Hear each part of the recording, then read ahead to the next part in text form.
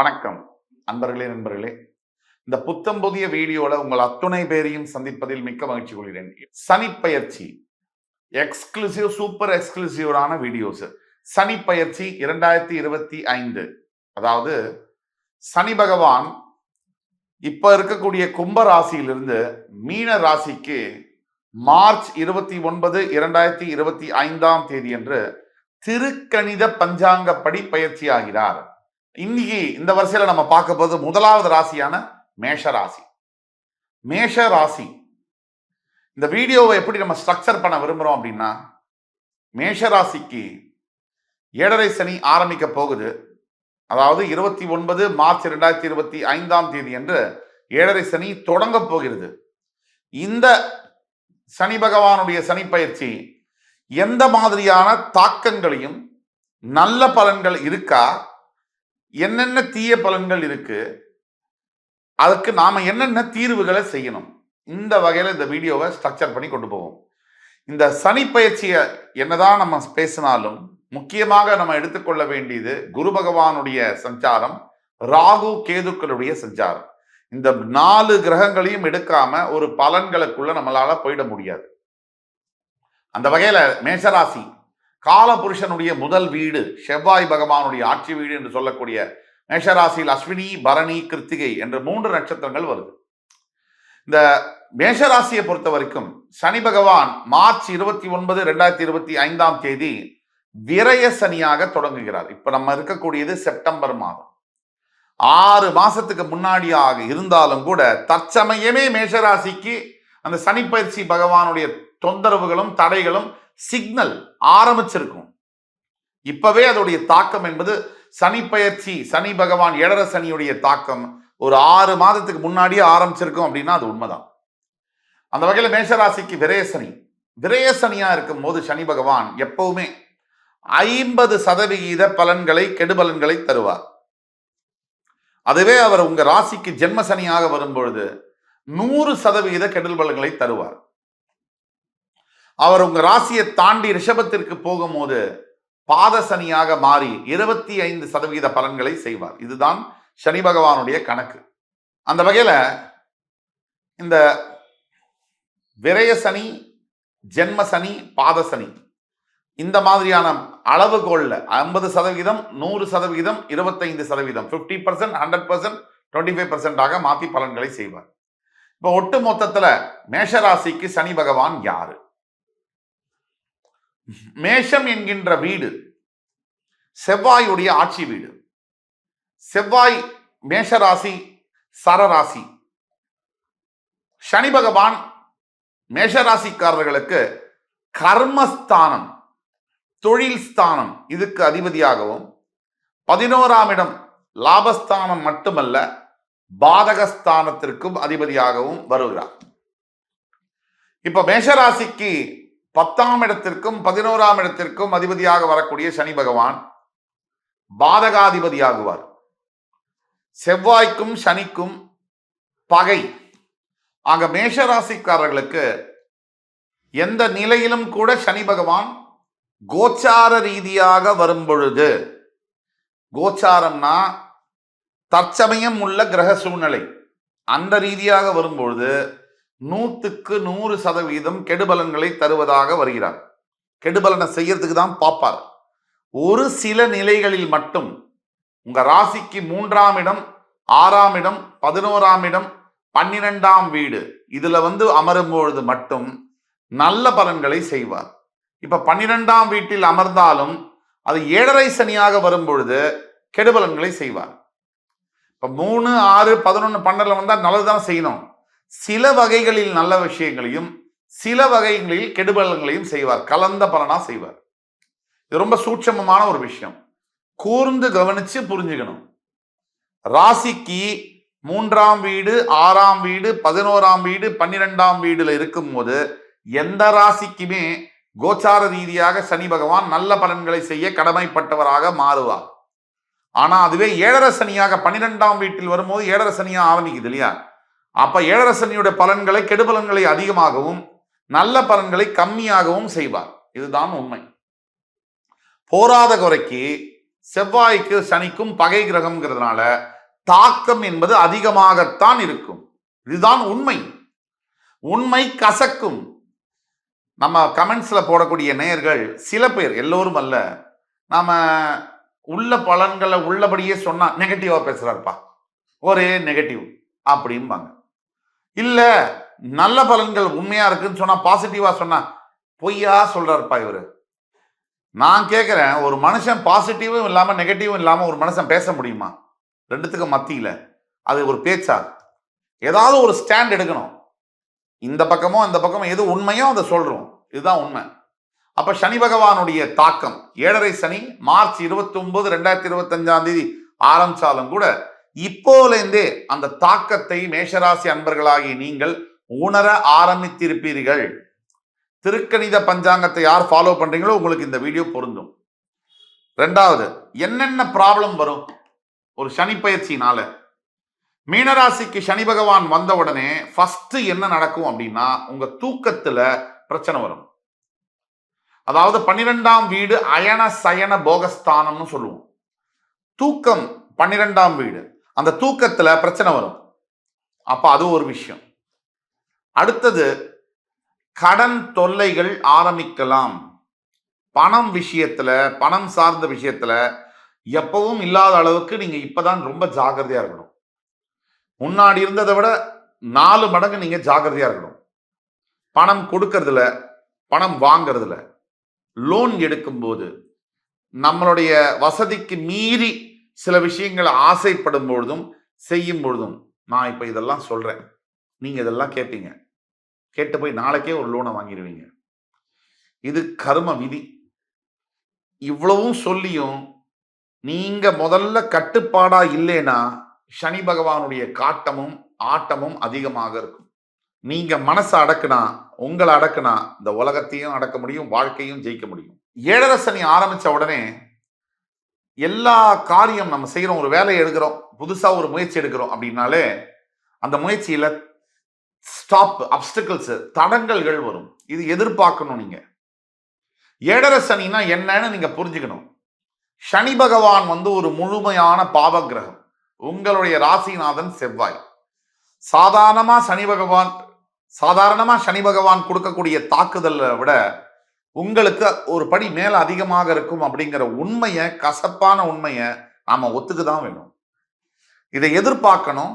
என்ன செய்யணுங்கிறதுக்குள்ள போகணும். இது அவஸ்தை இருக்கு, பிரச்சனை இருக்குன்னு பார்க்க கூடாது. முதல்ல மேஷராசி என்பர்களுக்கு இந்த காரிய தடங்கல்கள் ஏற்படக்கூடிய வாய்ப்புகள் இருக்கு. வருங்காலத்துல ஏதாவது ஒரு முன்னேறமான விஷயம் நீங்க புதுசா செய்யணும்னு நினைக்கிறீங்க, புதிய முதலீடுகள் பண்ண நினைக்கிறீங்க, ஏதாவது புதிய வியாபாரத்தை தொடங்கணும்னு நினைக்கிறீங்க, புதுசா வீடு வாகனம்லாம் வாங்கணும்னு நினைக்கிறீங்க, இந்த மாதிரி விஷயங்கள்ல தடங்கல்கள் வரலாம் அப்படிங்கிறத நீங்க எதிர்பார்க்கணும். 1. 2வது, பண பிரச்சனைகள் அதிகமாகக்கூடிய வாய்ப்புகள் உண்டு. 3. ஆரோக்கியம். இது நாள் வரைக்கும் நீங்க எப்படி இருந்தீங்களோ, உங்க ஹெல்த்தை நீங்க கவனிச்சீங்களோ, சரியா கவனிக்கலையோ, ஆனா இனிமேல் பட்ட இந்த சனி பயிற்சி ஆகிறதுக்கு இப்போ 6 மாசம் ஆயிடுச்சு, முன்னாடி இருக்கு. இப்போலேருந்தே உடல் ஆரோக்கியத்துல மிக மிக கவனமாக இருக்கணும். தேவையில்லாத நேரத்தில் சாப்பிட்றது, தேவையில்லாததை சாப்பிட்றது, இந்த எக்ஸ்ட்ரா சூப்பர் ஸ்டார் ரஜினிகாந்த் சொன்ன மாதிரி எக்ஸ்ட்ரா சாப்பிட்றது. இந்த சனி பயிற்சியை ஜெயிக்கணும்னா எக்ஸ்ட்ராஸை பார்த்துக்கிட்டா போதும். எக்ஸ்ட்ரா சாப்பிட்றது, எக்ஸ்ட்ரா பேசுறது, எக்ஸ்ட்ரா படி சொல்றது, எக்ஸ்ட்ரா கோவப்படுறது, எக்ஸ்ட்ரா செலவு பண்றது, எல்லா எக்ஸ்ட்ராஸையும் கட் பண்ணீங்கனாலே உங்களோட சனி பயிற்சியை நீங்க ஈஸியா ஹேண்டில் பண்ண முடியும். 7.5 சனி ஈஸியா ஹேண்டில் பண்ண முடியும். இதுக்கு தெய்வத்துடைய துணை என்பது ரொம்ப அவசியம். இன்னொரு முக்கியமான விஷயம், நண்பர்களாக இருக்கக்கூடியவங்க கூட எதிரிகளாக மாறுவாங்க. இந்த அஷ்டம சனி 7.5 சனி வந்தாலே நம்ம கிட்ட ரொம்ப நட்பு பாராட்டக்கூடியவங்க கூட நம்ம மேல எதிர்ப்புகளையும் எதிரியாக மாறக்கூடிய சந்தர்ப்பங்கள் கண்டிப்பா நடக்கும். ரொம்ப ஜாகிரதையா இருக்கணும். 7.5 சனி டெஸ்ட் ஆஃப் த டைம்ஸ். நம்மளோட வாழ்க்கையில நம்மளை சோதனை செய்யக்கூடிய ஒரு காலமாக தான் நம்ம பார்க்கணும். இன்னொரு முக்கியமான விஷயம், சனி பகவான் நமக்கு கொடுக்கறதெல்லாம் அடி அல்ல, அனுபவம். அப்படிதான் நம்மளை அதை பார்க்கணும். இன்னொரு முக்கியமான விஷயம் மேஷராசி என்பர்கள் தெரிஞ்சுக்கணும். தற்சமயம் உங்களோட 12ஆம் வீட்டில் ராகு இருக்கிறார். உங்களுடைய 2ஆம் வீட்டில் குரு பகவானும், உங்களுடைய 6ஆம் வீட்டில் கேதுவும் இருக்கிறாங்க. இவங்களுடைய கிரக சஞ்சாரங்களையும் எடுத்துக்கணும். சனி பகவானை பொறுத்த வரைக்கும் உங்களுடைய 12ஆம் வீட்டில் போகக்கூடியவர் அப்படிங்கிறதுனால நீங்க கூடிய மட்டும் மேஷராசி என்பர்கள் யாராவது ஃபாரின் போகிறதுக்காக ட்ரை பண்ணிட்டு இருக்கீங்க அப்படின்னா தயவு செய்து ஃபாரின் கண்ட்ரீஸ்க்கு எஸ்கேப் ஆயிடுங்க. வெளிநாட்டுல வந்து படிக்கிறதோ இல்ல கல்யாணமோ வேலை பார்க்கறதோ செட்டில் ஆகிறதோ வியாபார ரீதியா போய் உட்கார்றதோ எது வேணாலும் நீங்க பண்ணினீங்கன்னா கூட இந்த தாக்கம் என்பது ரொம்ப அளவுல கம்மியாகும். கடல் கடந்து போனா இந்த தாக்கம் என்பது ரொம்ப கம்மியாகும். மூணாவது, எல்லாத்துக்கும் மேல சனி பகவானுடைய முக்கியமான ஒரு விஷயம் இதுதான். இந்த 7.5 சனி காலகட்டங்கள்லையும் அஷ்டம சனி காலகட்டங்களையும் முக்கியமா நம்ம கடைபிடிக்க வேண்டிய ஒரு ஒரு ஒரு விரதம் என்ன அப்படின்னா தானங்களும் தர்மங்களும். சனி பகவானுக்கு ரொம்ப பிடிச்சது வந்து தான தர்மங்கள். நம்மளால முடிஞ்ச அளவுக்கு நம்மளுடைய சக்திக்கு எவ்வளவு முடியுமோ அந்த அளவிற்கு தானங்களையும் தர்மங்களையும் உணவாக உடையாக உணவாக உடையாக இன்னும் வேற எந்தெந்த விதத்துல படிப்பாக கல்விக்காக எந்தெந்த விதத்துல தான தர்மங்கள் செய்ய முடியுமோ அந்தந்த விதத்துல அவரவர் சக்திக்கு ஏற்ப கொஞ்சம் கூட மனசாட்சிக்கு வந்து விரோதம் இல்லாம தான தர்மங்கள் செய்யும் பொழுது மிகப்பெரிய அளவுல 7.5 சனியிலிருந்து தப்பிக்க முடியும், வாய்ப்புகள் உண்டு. அப்புறம் இன்னொரு சில விஷயம், இதே 7.5 சனியில சனி திசை உங்க ஜன்ம ஜாதகத்துல நடக்குது அப்படின்னா அது இன்னுமே கொஞ்சம் ஆக்ரோஷத்தை அதிகப்படுத்தும் சொல்லலாம். ஆனா அது அவசியமா அதிகப்படுத்தும் இல்ல. ஜனன ஜாதகத்துல சனி சுபத்துவத்துல இருக்காரு, வக்ரகதியில் இருக்காரு, நீச்சமாயிருக்காரு உங்க ராசியிலேயே அப்படின்னா இந்த பலன்கள் நல்ல பலன்களாக கூட மாறும். உங்களுடைய பிறப்பு ஜாதகத்துல மற்ற கிரக சூழ்நிலை வேறு தசாபுக்தி பலன்கள் இருந்தாலும் கூட 7.5 சனியுடைய தாக்கம் கொஞ்சமாகவோ அதிகமாகவோ கம்மியாகும் அப்படிங்கிறது உண்மை. உங்களுடைய பிறப்பு ஜாதகத்தை எடுத்து பார்த்தா மட்டும்தான் உண்மையான சூழ்நிலை என்ன, எது நடக்கும் இல்லை எதை எதிர்பார்க்கலாம் அப்படிங்கிறத தெளிவா சொல்ல முடியும். எப்படி பார்த்தாலும் சரி. இப்ப பாருங்க, இன்னொரு முக்கியமான பாயிண்ட், கொஞ்சம் கூட அவசரப்படுறதை நீங்க தவிர்க்கணும். மேஷராசியை பொறுத்த வரைக்கும் நிறைய அவசர குணம் என்பது பிறவியிலேயே இருக்கக்கூடிய குணம். இந்த அவசர குணத்தை நீங்க தவிர்க்கலன்னு சொன்னா இன்னும் பிரச்சனைகள் அதிகமாகும்.